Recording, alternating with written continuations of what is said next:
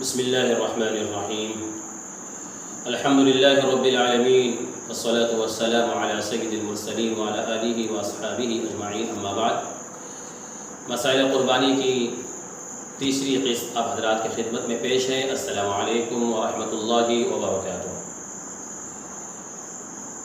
قربانی جن جانوروں پر درست نہیں ہے ان میں سے ایک جانور حاملہ جانور بھی ہے، اس لیے کہ حمل کی وجہ سے جانور کے گوشت میں ایک قسم کی کمزوری اور نقص پیدا ہوتا ہے، اس لیے حاملہ جانور کی قربانی درست نہیں ہے۔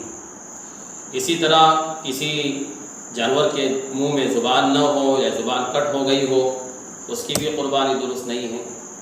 البتہ گونگا جانور جو بولتا نہیں ہے، ایسے جانور کی قربانی درست ہوگی، اس لیے کہ نہ بولنا یہ گوشت میں کمی اور نقص کا سبب نہیں ہے۔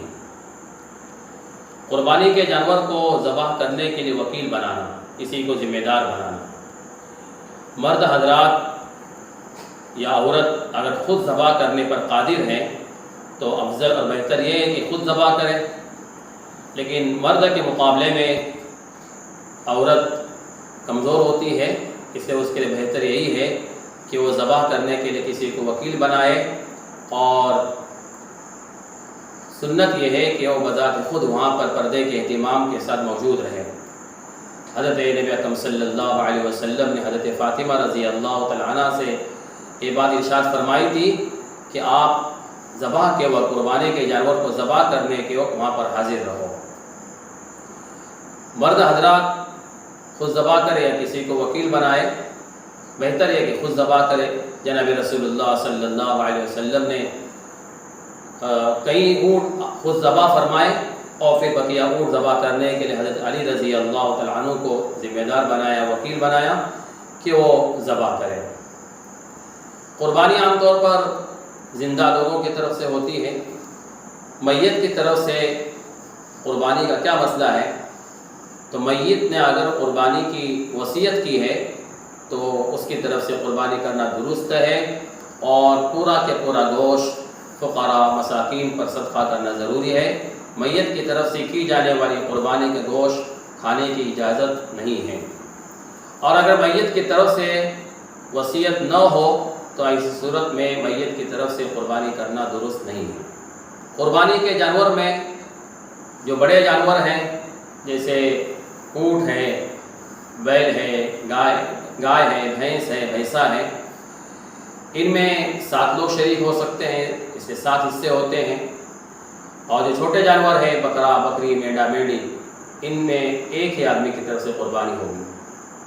بڑے جانور میں قربانی اور عقیقہ دونوں ایک ساتھ جمع کرنا کوئی چاہے تو اس کی بھی گنجائش ہے، جیسے 4 حصے میں ایک حصے کے ایک مرد کے 2 حصے ہوتے عقیقے میں، تو 4 حصے 2 مرد کے عقیقے کے ہو اور 3 حصے بقیہ قربانی کے ہو، اس طرح ترتیب سے گنجائش ہے۔